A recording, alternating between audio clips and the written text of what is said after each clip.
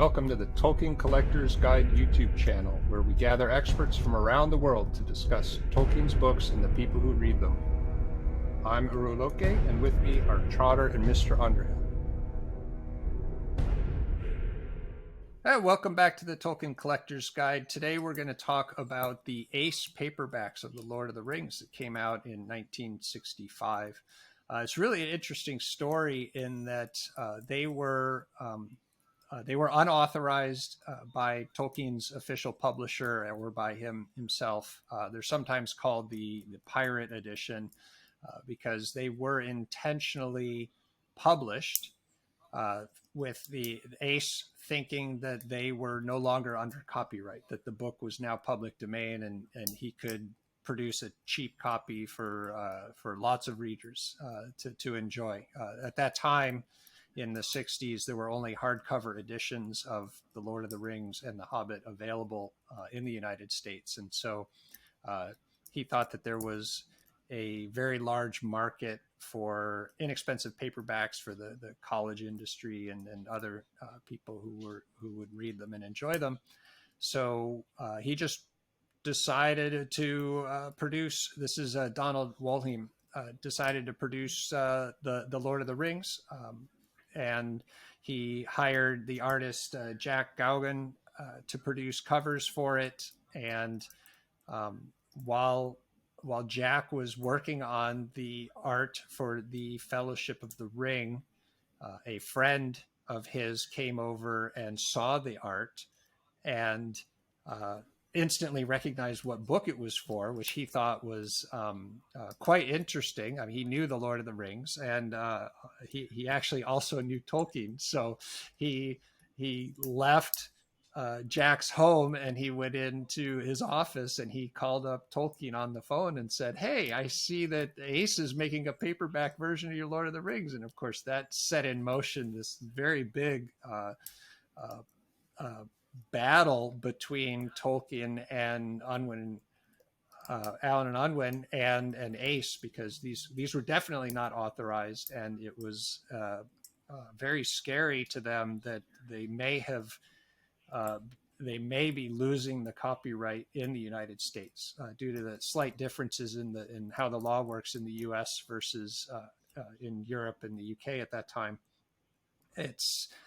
So the response to that was twofold. One, they were very angry with Ace, and they, had private letters and phone calls, but they also had a very public response to this, where Tolkien and his publisher were sending letters to various fanzines and newspapers, decrying Ace and what they were doing and saying this was not right and it was theft. And in parallel, Tolkien had to very quickly make significant changes to the text of The Lord of the Rings and The Hobbit to create a new edition that they could then refile for copyright for on this new edition and basically get the books back under copyright. So in the meantime, Ace, of course, was moving forward, and they did produce the 3 volumes of The Lord of the Rings. So The Fellowship, Two Towers, and Return of the King were published by Ace. It's the records in Hammond's bibliography are that 150,000 of each were printed. So there's quite a few of these that were printed at the time. They were priced at 75 cents each, which was very inexpensive. They were made very cheaply, so they're very hard these days to handle and look at because the paper is very acidic. It's very cheap paper. The bindings themselves are very easy to bend and break as you open the books up. So the spines tend to get curled or cracked very easily. It's very hard to find new condition ones, but there are a lot of them out there. The artwork itself, if you watched our video on Barbara Remington, there's a very similar story here where the artist Jack Gaughan was essentially given a weekend to sketch up his Fellowship of the Ring thoughts. Those were approved, and then when Tolkien found out and the publisher got upset, Jack had to finish all 3 cover art pieces in a matter of hours or days. And again, he was unable to read the books. He made some mistakes in the artwork, as far as like he has the flying Pegasus on the two towers as instead of a Nazgul on a flying beast. He never wrote to Tolkien, but he wrote to the fans to apologize for, to tell the story of his rushed artwork. It was his letters to it's Nyekas, the fanzine, in issue number 12. There was an editorial mentioning that these Ace books were coming out and questioning the cover art. And so Jack wrote a letter in response that was published in issue number 13, and then told the whole story in issue number 16 of Nyekas. So those are a fun read. There's good summary of those on Tolkien Guide if you want to read the full story. But he was rushed. He was doing it on spec work, so he was just paid to produce these as quickly as possible. They're very garish. They're red, yellow, and blue, brightly colored, definitely 60s marketing style artwork, very kind of abstract artwork. I like the look of them. It is the only paperback first edition text that you can get. So the other paperbacks that have been produced of the Lord of the Rings were all based off the second edition text in the 60s, so both in the UK and the US. So it does have a little bit of interesting cachet or value around being a first edition text paperback. It was fully reset by Ace, so somebody hand typed in or set the text of this based off the Houghton Mifflin hardcovers. It is full of errors because they were rushed in doing that.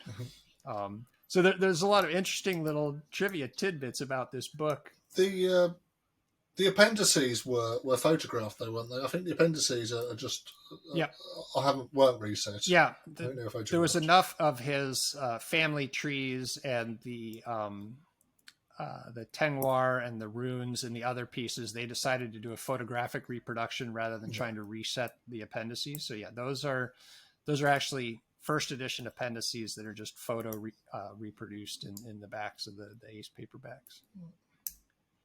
One of the things that I really like about this book is really it's what brought paperbacks into Tolkien, because prior to this, the only real paperback had been the UK Puffin Hobbit, which Tolkien didn't like. Mm-hmm.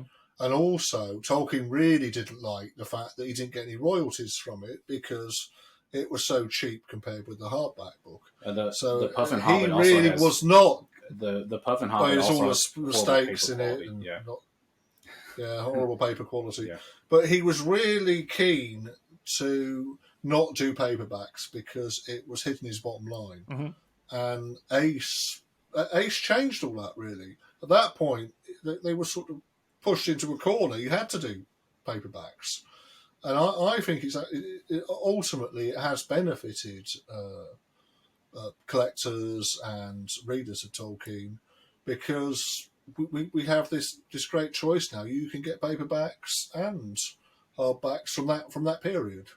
I think they'd have come a lot later if Ace hadn't been around. They would have resisted paperbacks. Yeah, Tolkien was definitely against them, and he resisted it for a very long time. He did end up, they did settle with Ace eventually. So Ace agreed not to print anymore and not to release The Hobbit that it had underway. And the Ballantine editions did come out. And we didn't mention this in the Ballantine video that we shot, but all of those early Ballantine books come with a statement from the author on the back that says, please buy this edition and no other. This is the only licensed orange box edition on the back. Yeah, exactly.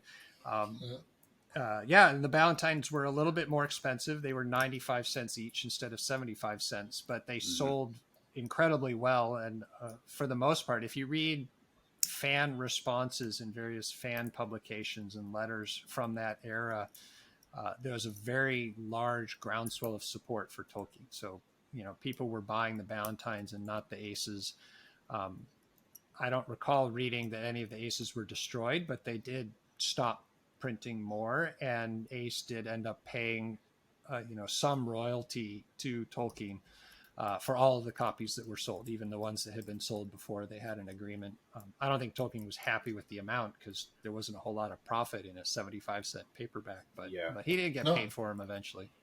One of the things that I think Ace also sort of succeeded in a roundabout way probably is not just like y'all said, that it forced the Tolkien market more into the paperback realm, which was good for Tolkien readers, good for Tolkien collectors, good for everybody. But also, it forced Allen and Unwin and Tolkien to produce a second edition, which I'm not sure if Tolkien would have produced a second edition had he not been forced to. But it was great because the second edition has a lot of things that are updated in the text and corrected that Tolkien wanted to correct. And we all know how Tolkien worked. I mean, it took him forever to finish things. He wrote a lot of different variants of things. So I'm not entirely certain that Tolkien would have produced a second edition if Ace had not sort of forced them into it. I think there would have been some changes made. I certainly think the foreword would have been changed. And the index would have been put in eventually because he had promised at one point to put an index. But what I'm saying is, but I don't think he'd have done the rest of the book. That's what I'm saying. I think it kind of forced him into doing a second edition because otherwise, I'm not sure if he would have done it. I'm concerned. This isn't my concern. I've read other people having this as well, that this threw off his rhythm and took up so much time that it may have prevented the Silmarillion from being published in his lifetime. I think that this took up a year and a half of his life, and the stress of it, etc., was significant on Tolkien to have to rush these out.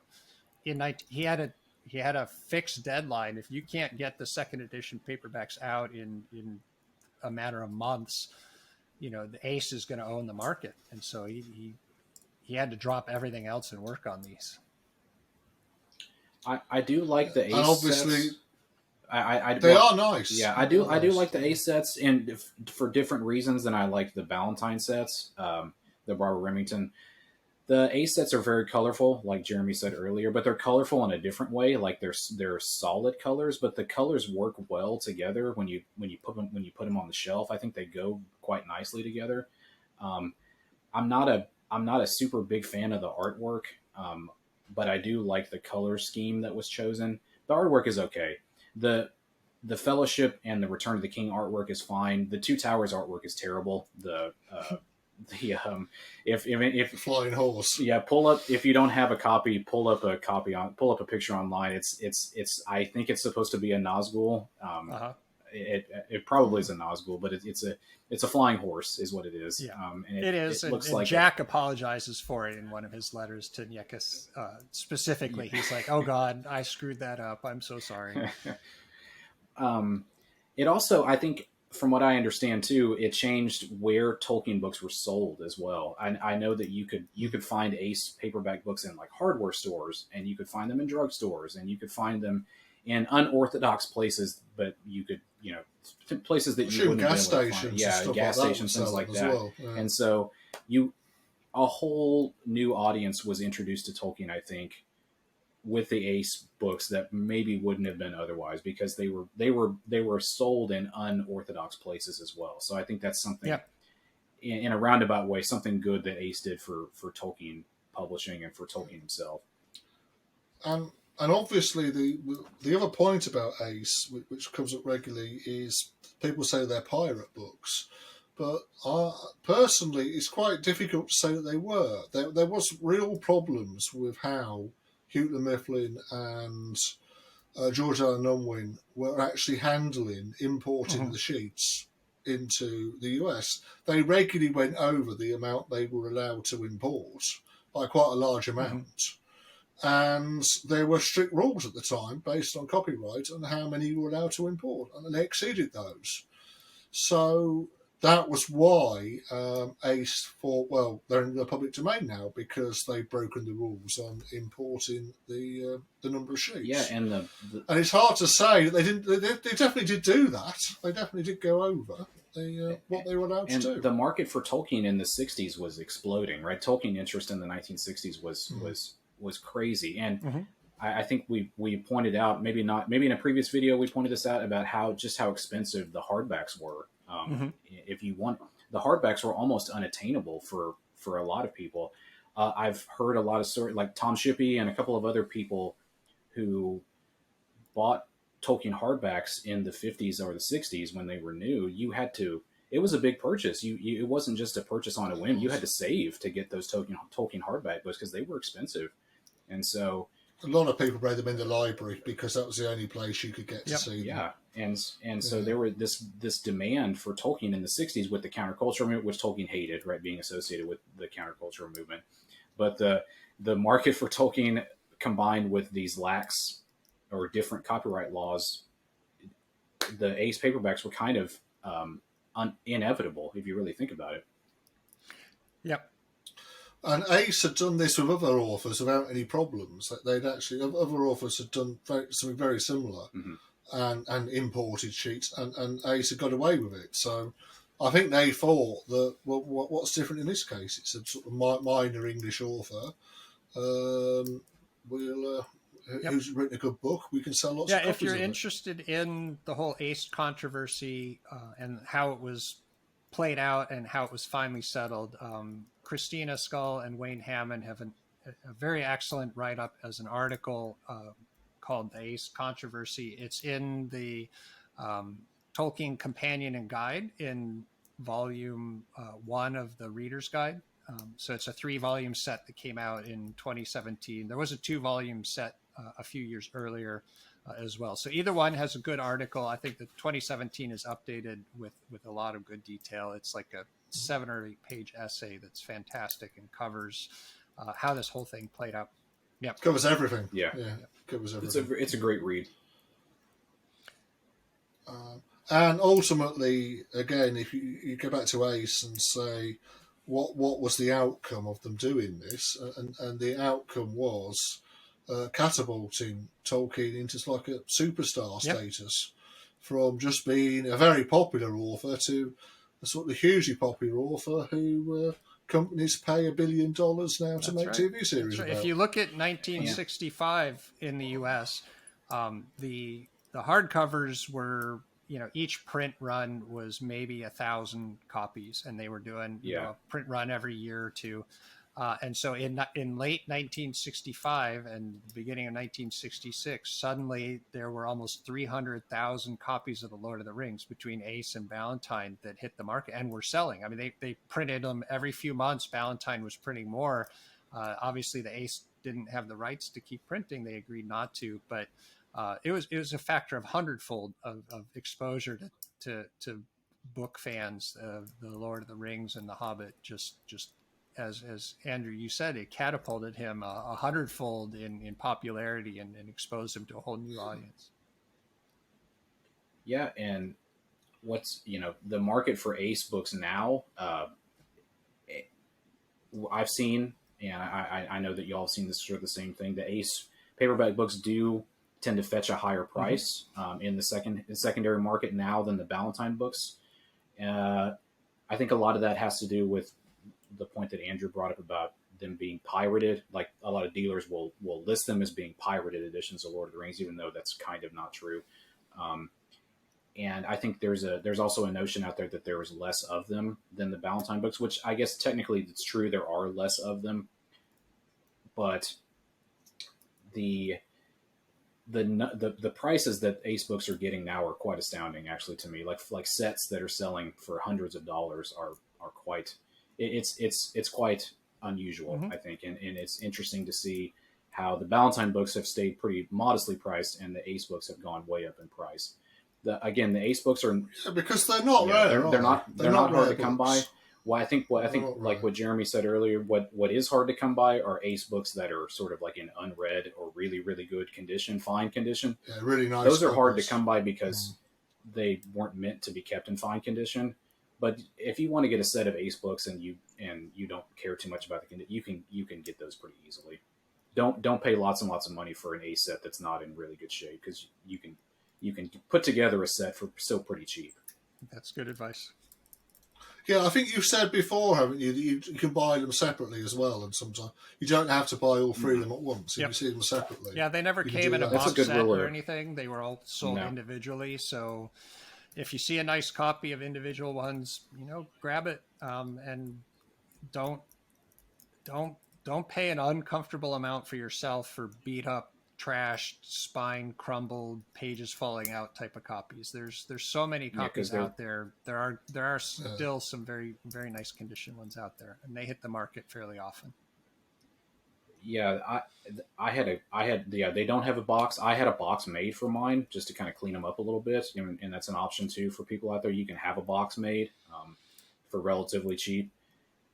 That's a good rule of thumb for collecting in general. Is you will always pay less if you piece together sets of books yourself than buying a set to get, like, typically, not always, but if you have patience and you'll assemble a set from different places, you'll 9 times out of 10 you'll pay less than if you buy a set already assembled. Mm-hmm.